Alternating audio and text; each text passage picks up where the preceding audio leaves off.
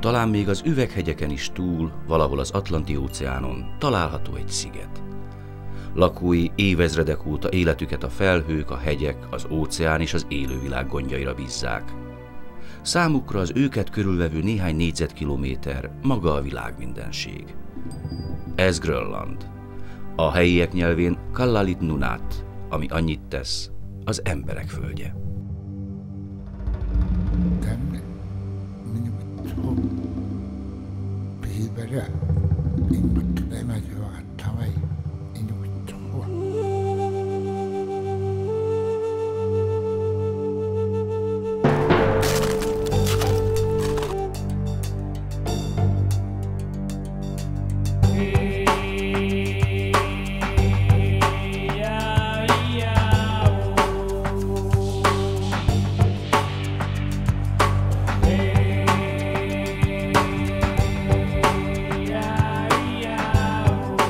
Szeptember 1-e van, beköszöntött az ősz. Alkalmi börtönünkből próbálunk most kiszabadulni, mert hogy mind a két oldalon hófúvás van a bejáratoknál. Hát itt már látszik, hogy van egy kis luka, ahol ki lehet bújni, és utána majd egy kalapács segítségével ezt a 1,5 méteres hótorlaszt el lehet bontani. A szánunk az ott van valahol a hó alján. Hát nyakon öntött bennünket a hó rendesen.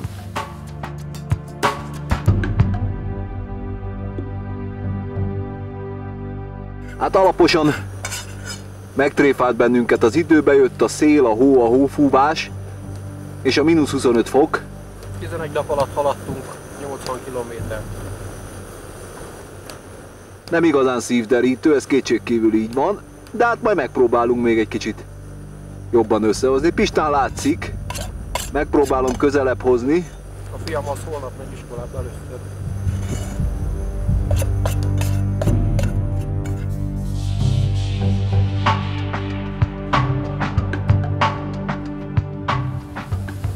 Hát ez a helyzetjelentés most, szeptember 1-én 97-ben Grönlandról.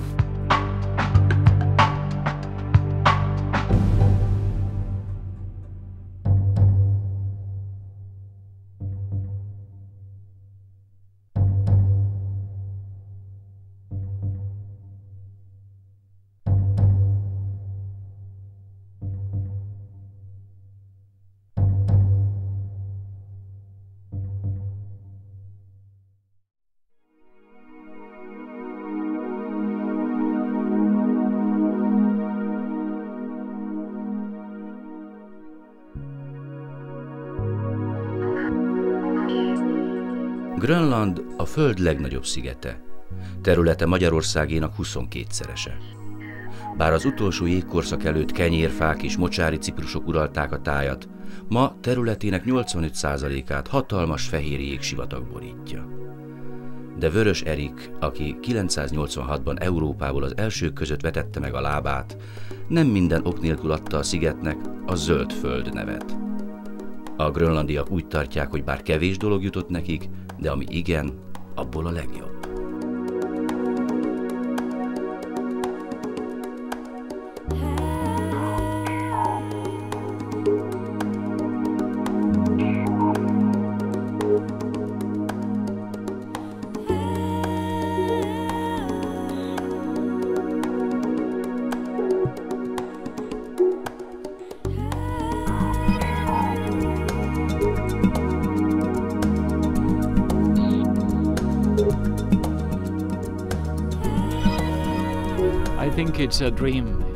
Sokak számára egy romantikus álom, hogy legalább egyszer megláthassák a jégsapkát.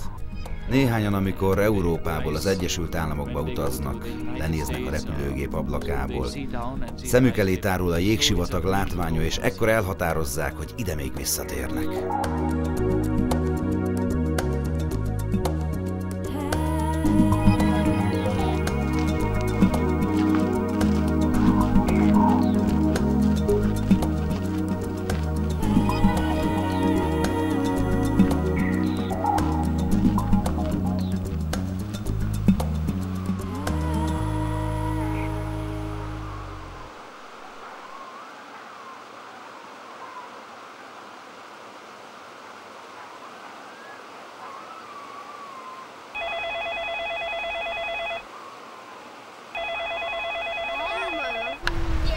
Halló! Szervusz Lajos, hol vagytok? Szervusz Árpikám! Kuluszukba vagyunk, a falu mellett. Milyen az idő? Hőmérséklet olyan 8-10 fok van körülbelül. Mínuszban? Pluszba. Napsütés, jó idő van, 8-10 fok van, a Peroni holnap jön értünk, ha a jég engedi, csónakkal a szigetre, és átvisz bennünket Taszilakba. Mindenki megérkezett? A filmesek is? Zsolték is itt vannak, mindannyian itt vagyunk. Örülök, hogy épségbe megérkeztetek, akkor majd ismét jelentkezek egy hét múlva, amikor már a jégen lesztek. Szervusztok!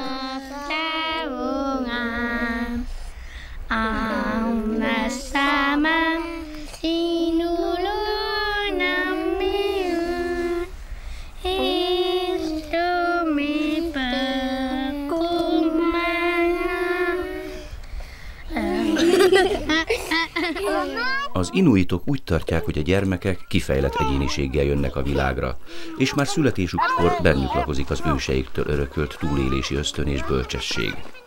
Talán a kis lurkók élvezik a legjobban, amikor júniusban újra kiszabadulhatnak a tél fogságából. Ilyenkor gyermekhadak lepik el az utcákat és a környező dombokat, minden idejüket a közös játéknak szentelik.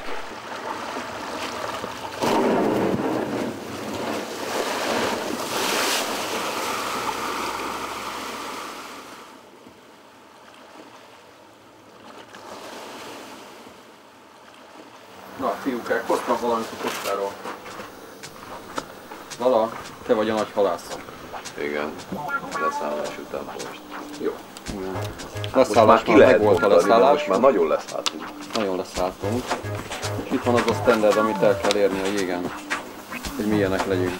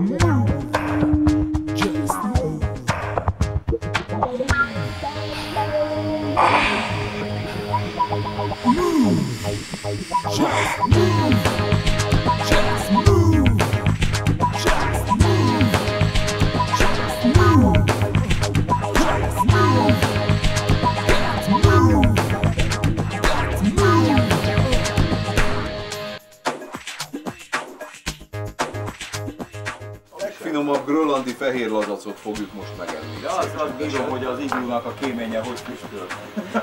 Nagyon jó. Láttad, milyen füstöt ereszt? Az igen, ez tök jó. Öreg oda benne ég a tűz. Új faj. És így a ház kezd elfogyni. Ez jó buli.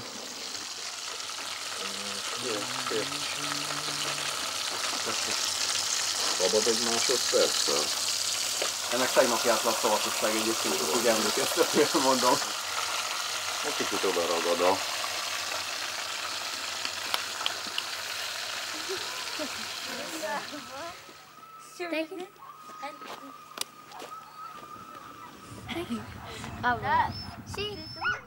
A férfiakat nem a kalandvágy, hanem a kényszerűség indítja vadászútra. Családjuk ellátásához rengeteg élelemre van szükség.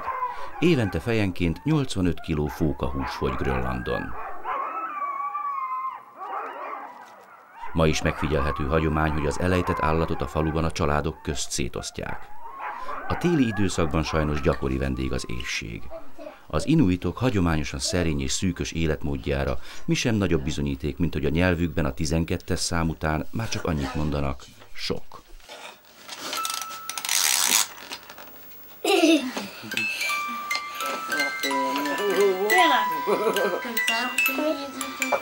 Ai đặt ăn một cái quần ọt bắt.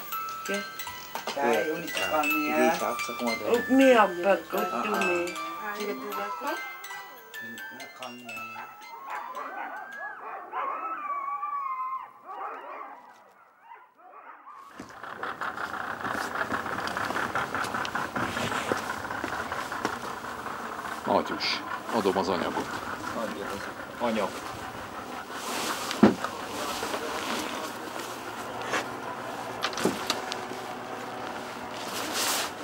2001-ben a transzgrönlandi expedíció egy fővel kiegészült.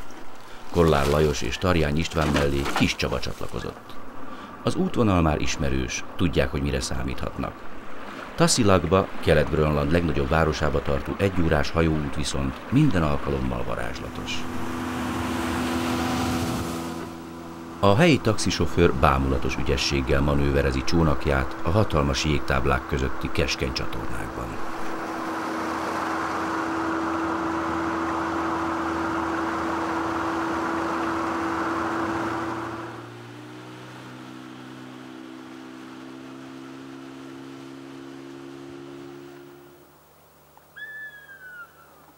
A zord éghajlat és a nehéz megélhetés miatt ma is csupán körülbelül 56 000-en hívhatják hazájuknak Grönlandot. Az inuitok fennmaradásukhoz évezredek óta a tenger élővilágára vannak utalva. Így parányi településeiket is a partmenti fjordok szélvédett öbleibe építették.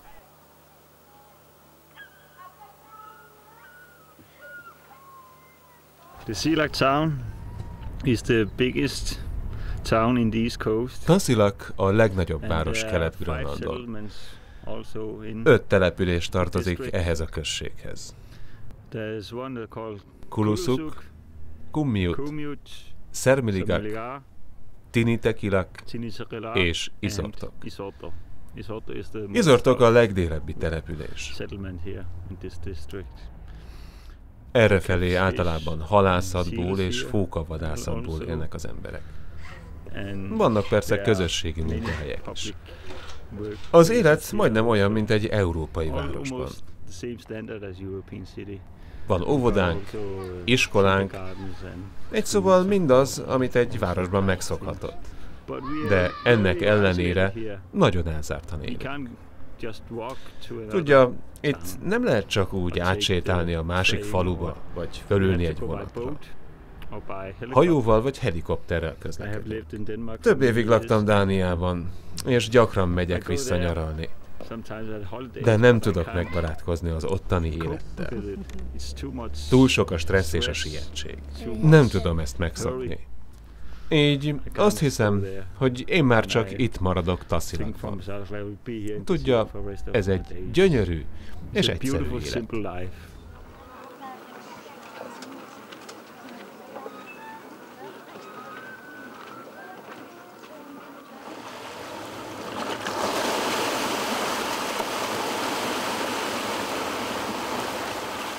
Ma Grönland a Dán Királysághoz tartozó autonóm terület.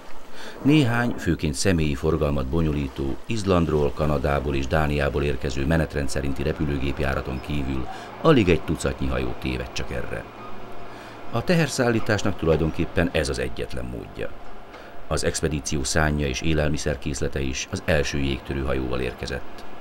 Ilyenkor a kikötő környéke megtelik élettel, az éves árucsere lebonyolításához ki kell használni a rövid nyári időszakot. Éppen most próbálkozunk a kinyitásával, ez egyelőre úgy tűnik, hogy működik.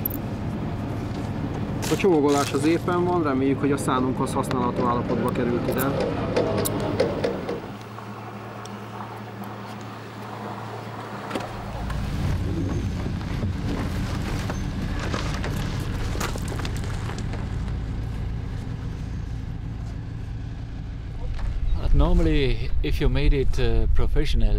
Általában, ha valaki eljutott a professzionális szintig, akkor az év szinte teljes egészében felkészült. Egész évben jó kondícióban kell lennie. Ha valaki több expedíción is részt vesz, annak pedig az élete megváltozik. Már nem lehet úgy élni, mint korábban. Kordában kell tartani az étkezést, meg kell válogatni a barátokat, és ezen kívül nem jut semmi másra idő.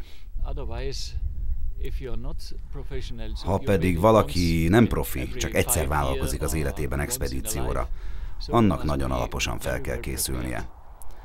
Nagyon oda kell figyelni mind a test, mind a lélek egészségére.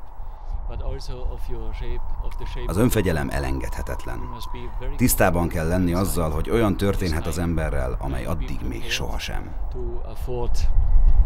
Also situations you never have think before. Bizarr alakú jéghegyek, mintha valami óriás szobrász űzne tréfát. De a napsugarai lerombolják a természet műalkotásait, és egy rövid időre a táj színpompás ruhába öltözik, hogy illő módon üdvözölje a röpkenyarat.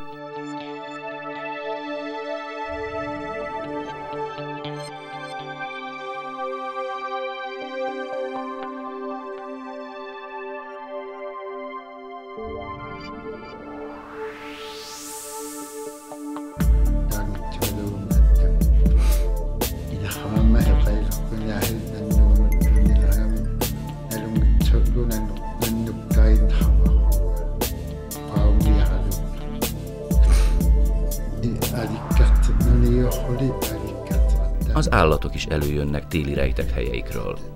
A pézsmatulkoknak ilyenkor kell gondoskodniuk az utódnemzésről. A kis sarki rókáknak pedig csak rövid idejük áll rendelkezésre, hogy szüleiktől távol belemerészkedjenek a világba. Feltűnnek a gyapjúsás pompás pamacsai is, hogy magvaikat a szellők gondjaira bízzák. A virágba borult mezőn kristálytiszta hegyi patak csörgedez. A hegyek lejtőit imit-amot zúzmó borítja. Az egész tájból életvidám hangulat árad.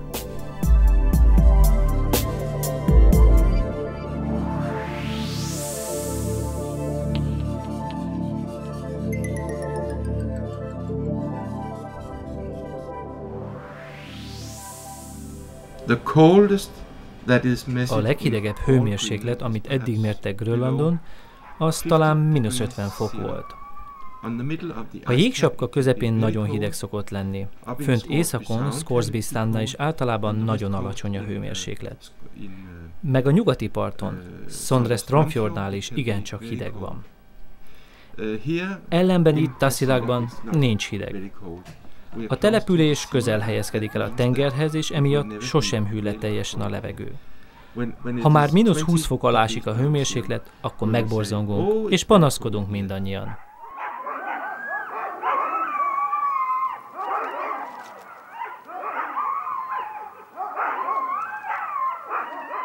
Ugye én azt számoltam, hogy ha 20 kilométert megyünk, akkor fogunk átérni, hogyha 35 nap, akkor 700 kilométer, tehát olyan 36-37 nap tisztán, pihenő nap nélkül. Hát az egész biztos, hogy nem lehet minden nap 20 kilométert menni, van olyan, hogy lehet elméletileg lehetne többet is menni, de én teljességgel kizárt. A partokon nem létezik. Hát a szélén fölfelé én kizártnak tartom, hogy 20 kilométernél többet menni. Az egész biztos, hogy nem. Nem, hogy többet, szerintem még annyit sem.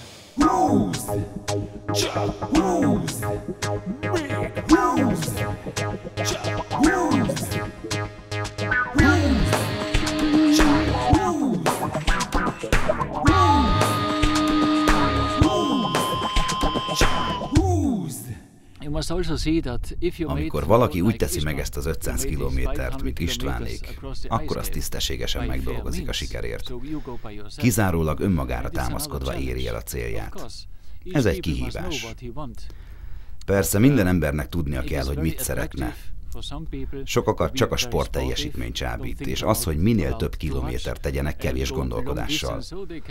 Amikor tükörbe néznek, vagy az ismerőseikkel beszélnek, büszkén újságolják, hogy megtettem 1500 kilométert, micsoda bajnok vagyok. De az igazi bajnok az, aki csak önmagára támaszkodik.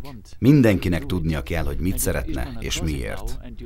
Ha Istvánnak és a két magyar társának sikerül sítalpon átszelnie a jégsapkát, csak önerőre támaszkodva, akkor az ő 500 kilométerük sokkal hosszabb lesz, mint mások 1500 kilométere.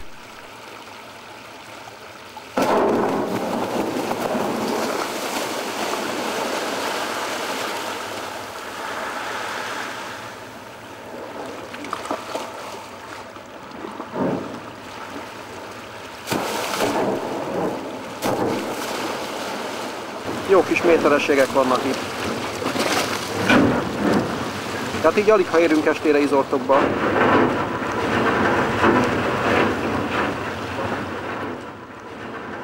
Pedig nem is gondolnánk, hogy a falubeliek milyen reményteljen számolják vissza az órákat.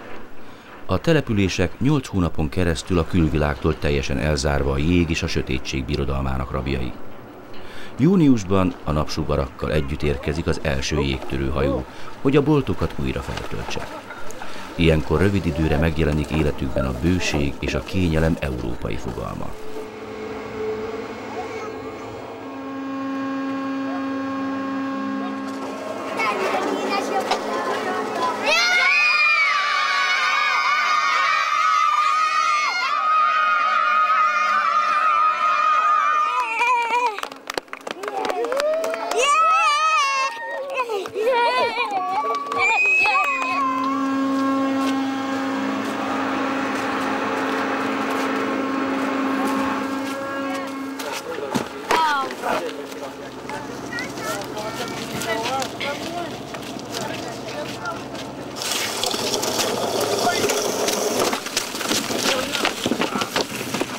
A szállítmány gyors kipakolásához az apró falvak minden lakójára és az ide tévedt idegenekre egyaránt szükség van.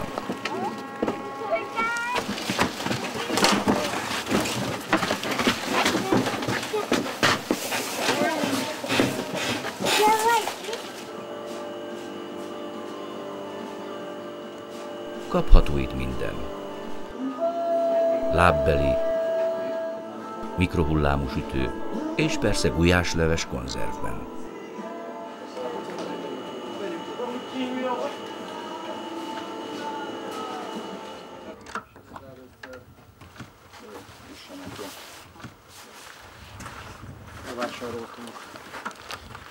Én fizettem.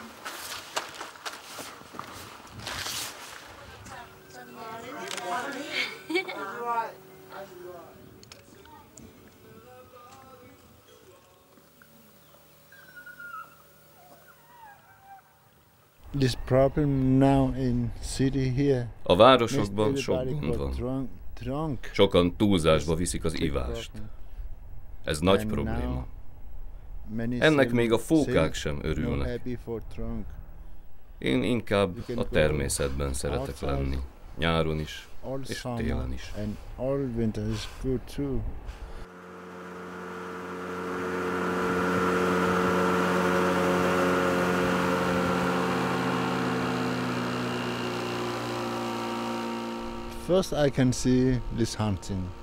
Először az életemben a vadászattal ismerkedtem meg. Így én is vadász lettem.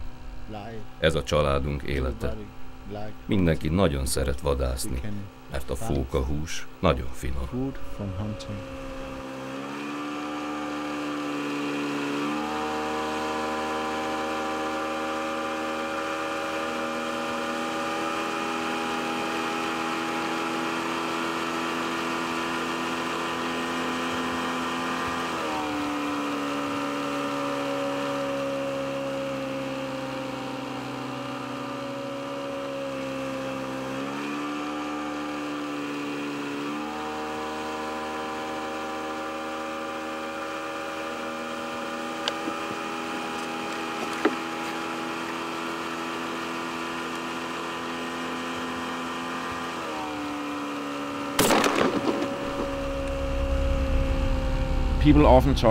Az emberek gyakran emlegetik a régi szép időket, de nem vagyok meggyőződve róla, hogy ez valóban olyan jó időszak volt. Nagyon sok mindentől kellett tartani.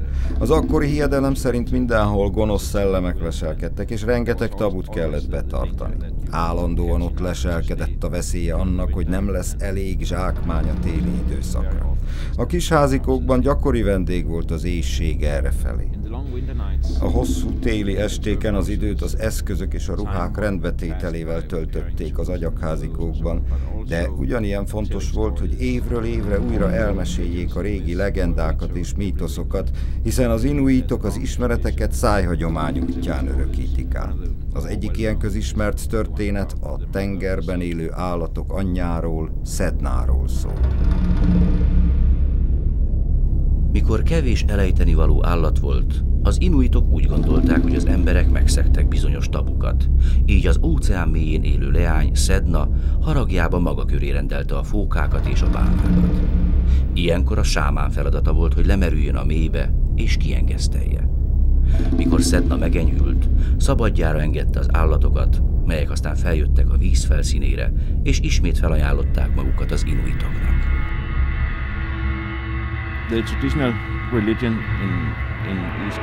A hagyományos vallás Kelet-Grönlandon egyfajta animizmus volt. Az inuitok úgy hitték, hogy mindennek lelke van, a köveknek, a virágoknak, az állatoknak.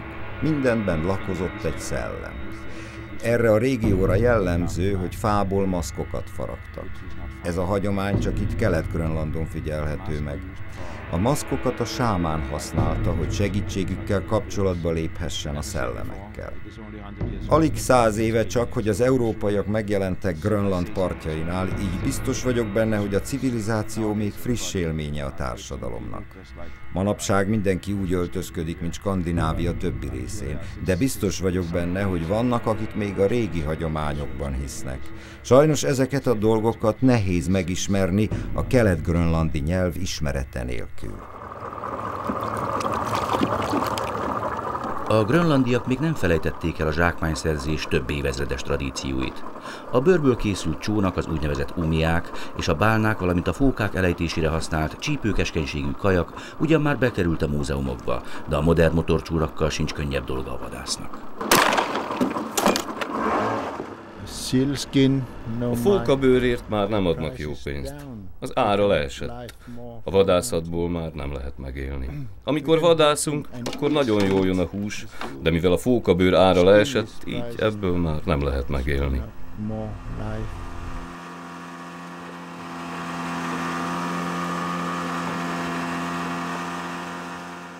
Viszont változatlanul tovább él a különös, kölcsönös tiszteleten alapuló vadászszellem.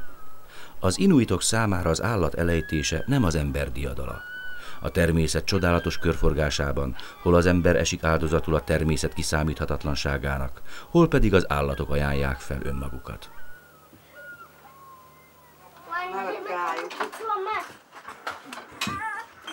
A vadászatból szerzett fóka minden egyes darabját hasznosítják. Az állatprém azon kívül, hogy téli ruházatul szolgál, a dán királyi kereskedelmi hivatalon keresztül Koppenhágában kerül árverezésre, így pénzszerzési lehetőséget is jelent. Az inuit filozófiának megfelelően nagyon szoros családi és társasági közösségekben élnek. E generációkat összetartó kultúra nélkül nem maradhattak volna életben évezredeken keresztül ilyen számunkra mostohának tűnő körülmények között.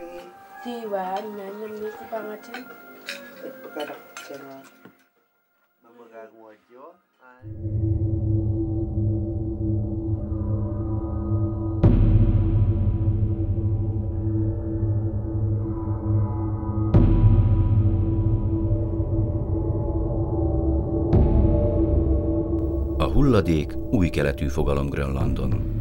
Évezredeken keresztül mindent, amit a természettől elvettek, felhasználtak. Így szemét nem keletkezett. A nem természetes alapanyagokból előállított termékek megjelenésével mindez megváltozott.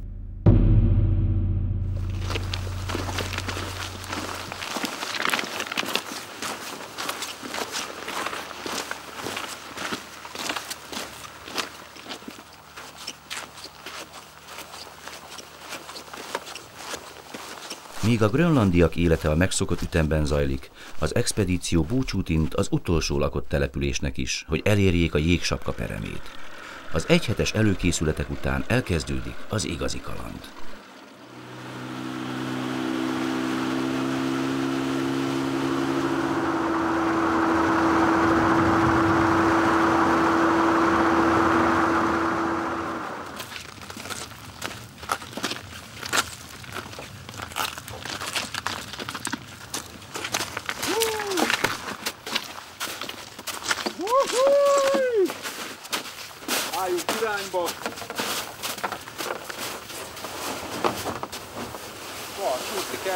A szán végre felkerült a jégre.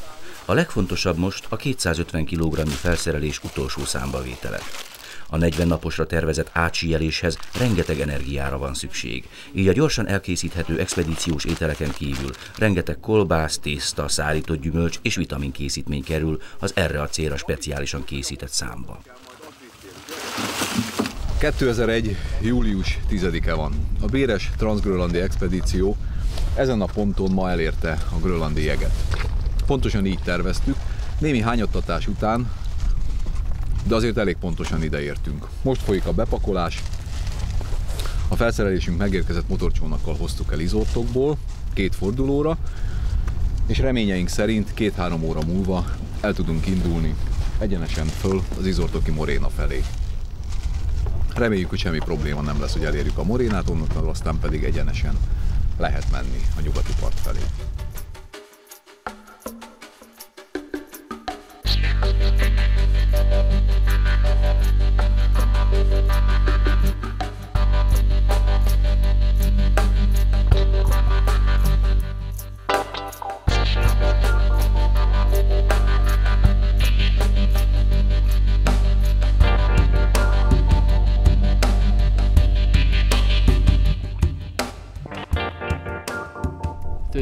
Az első és az utolsó lépések a legveszélyesebbek.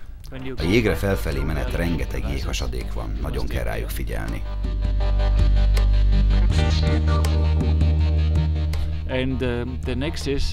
A másik fontos veszélytényezőt, és nem csak télen, de tavasszal és az év többi részében is, az erős viharok jelentik. Ezeket a viharokat itt úgy hívjuk, hogy piterák.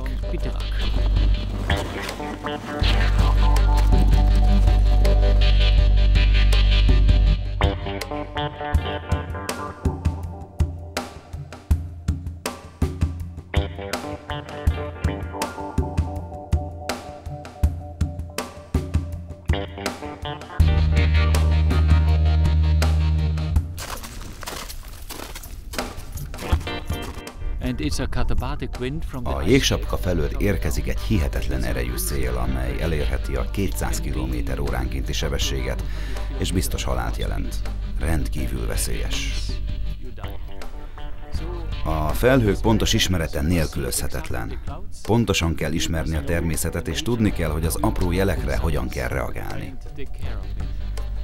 Ha valaki ezt nem tudja, az biztosan meghal. A természet nagyon könyörtelen, nem ad második esélyt senkinek. Ez az egyik legnagyobb probléma.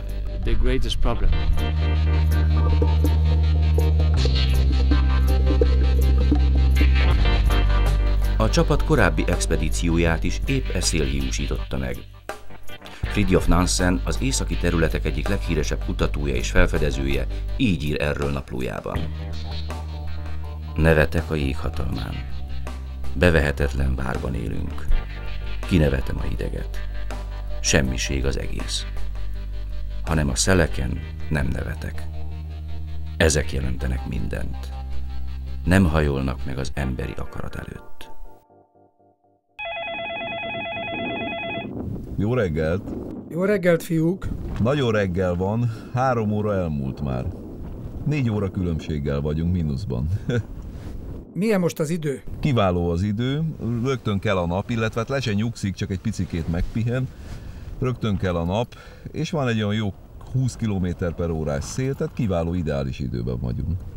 És mondd, Lajos, mik a tapasztalatok így az elején?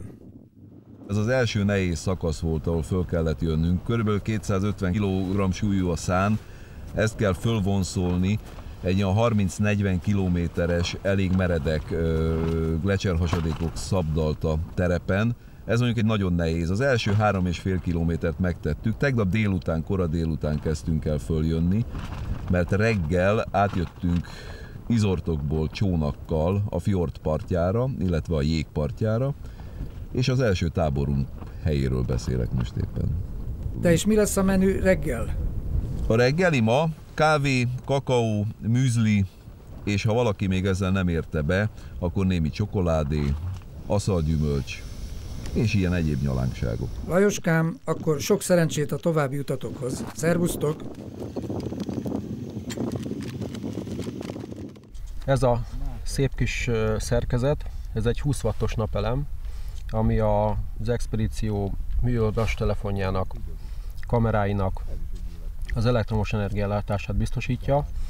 Modern szóval élve megújuló energiaforrásokat használunk, lévén, hogy a jégen viszonylag kevés a konnektor Kangelusszakig menet. Ez az akkumulátor, ebbe tároljuk be az energiát, és innen töltjük át a telefonba, illetve a kamerába, amikor szükségünk van rá. Kiválóan működik, igazából túl nagy is a mérete, talán kisebb is elég lett volna.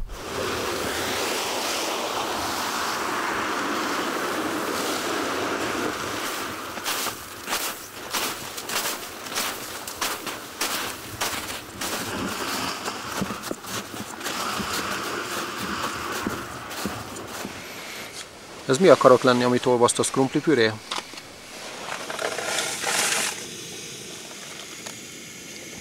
Narancsos kacsa sült.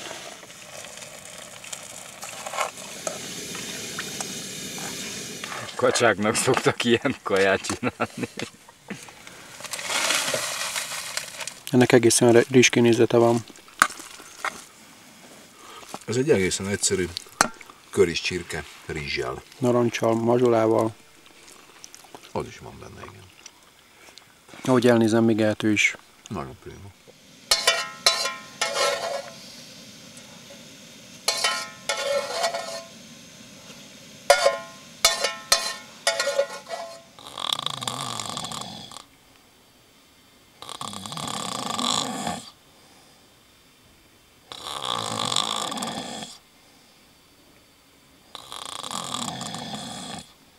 Július 24-e van, 14. tábor bontjuk. Mínusz 22 fok van. Most ezzel a nap 3:30.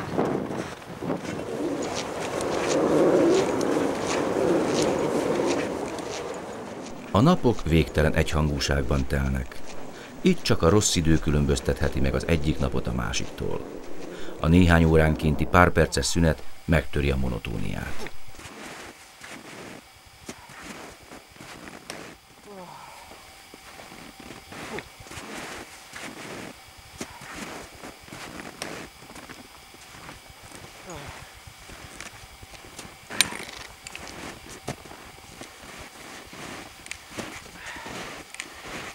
Na, eszünk egyet.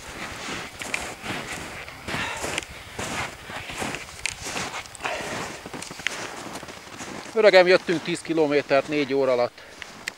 Egész jól jövünk most már. Gyere Lajos, egyél egyet. Nem vagy éhes? Mit? Mit egyet? Hát nyulat, kis nyulat. Az előbb láttunk egy kis nyulat, ott szaladt elől.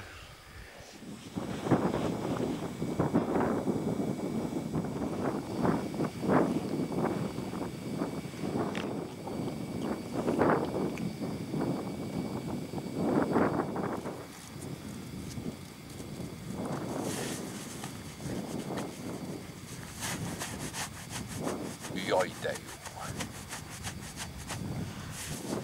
Talpmasszázs! A természet ezen a tájon kegyetlen a vándorhoz. A jól megérdemelt pihenőt a csípős hideg 15 perc után kényelmetlenné teszi. Július 27-e van. 17. táborhelyünkön várunk. És egy nap pihenőnapot beiktattunk kényszerűségből a hóvihar miatt.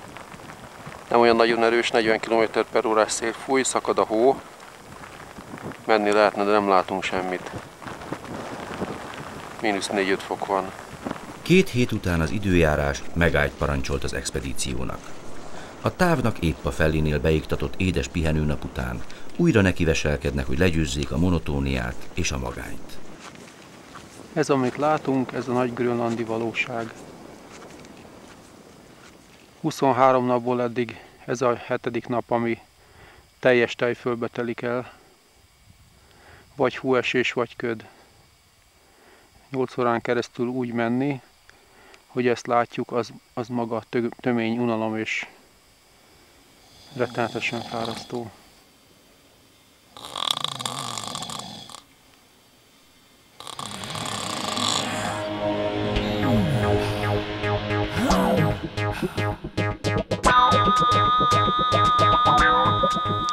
Ma végre megláttuk még egyszer a D2-t, most már véglegesen. 14 kilométerre vagyunk tőle. Mindössze 1 kilométer ezelőtt láttuk meg. Ilyen alaposan kimélyítették a gödröt, és a jégben áll ez az építmény. 50-es években építették, lakhatott benne legalább 100 ember. 2 szinten vannak szobák,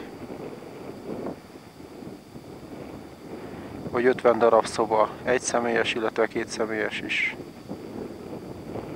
Nagy raktárak, vagy 8 darab nagy generátor, ami termeli az áramot.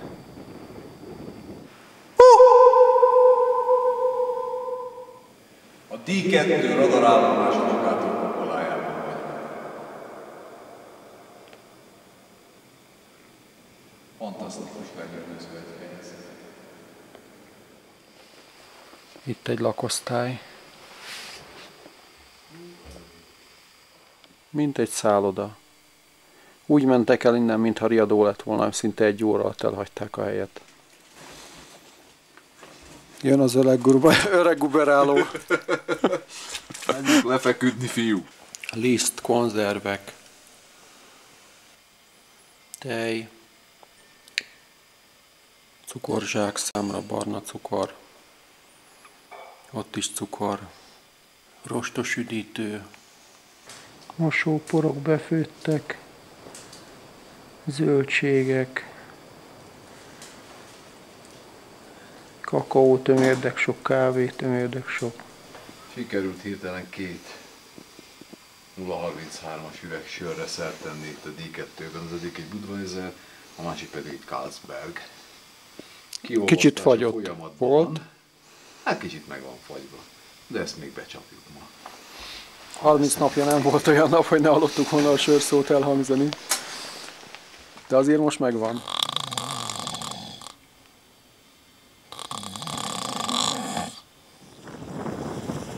Augusztus 3-a van, végre elhagytuk a D2-t.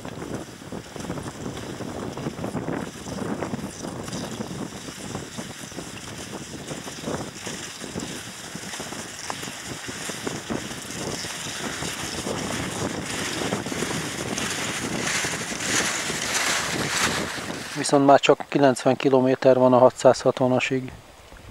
Patakok sorozatán keresztül kell menni, meg tavakon keresztül. Holnap ezen szeretnénk átkelni, de ez több mint 3 méter széles, és több mint fél méter mély, de lehet, hogy közelít az 1 méter. Ez iszonyatos erős sodrása van. Hogy őszinte legyek, még nem tudom, hogy megyünk át, de az biztos, hogy tökigázva.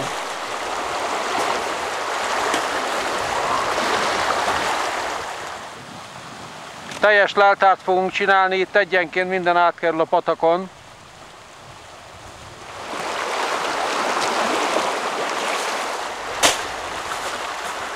Augusztus 6-a kedd van, megpróbálunk Elbai Kom módjára átkelni.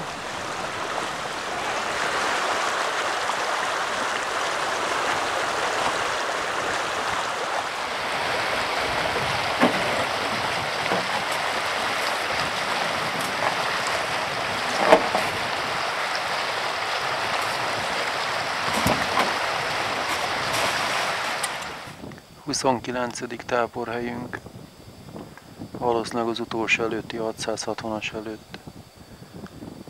Egy kényszerpihenő nappal hóvihar miatt. Gyakorlatilag 30 nap alatt megtesszük az utat. Kijetlenség, magány, monotónia, hómocsár és hideg. Mély rendíthetetlen vitézei is ezek a természet hadseregének. A 30 napig tartó gyaloglás után az expedíciónak sikerült leküzdenie Grönland keleti partjától a nyugati partjáig tartó 670 kilométeres távot. Nos, amikor először jöttem ide, sok évvel ezelőtt, úgy éreztem, hogy az emberek nagy része nagyon kedves. Már az első naptól fogva éreztem, hogy szívesen látnak. Talán ezért is maradtam itt.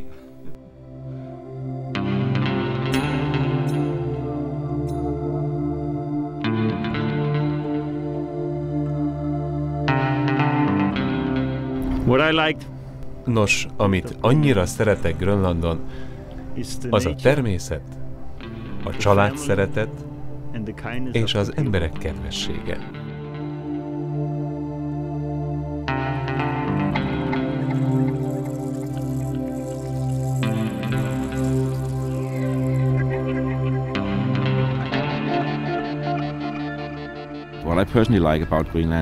Amit én igazán szeretek Grönlandon, az az éghajlat, az emberek és az a szabadság, amit akkor érzek, amikor kiszabadulok a hegyekbe. Sátrazok, tüzet rakok, vadakra lövök a puskámmal, vagy éppen halászok.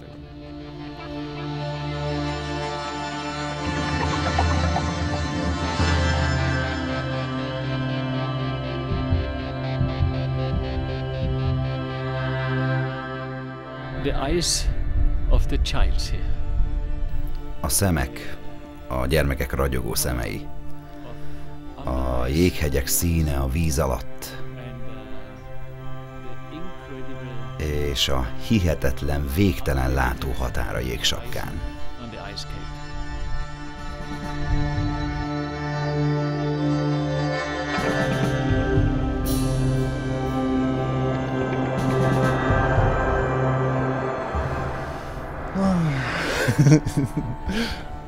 I like air. Szeretem a levegőt. Érzem a tisztaságát. És gyakran elmegyek vadászni több napra is. Akkor nincsenek repülők, autók és hajók. Egyedül vagyok. Ez a szabadság. Ezt nagyon szeretem.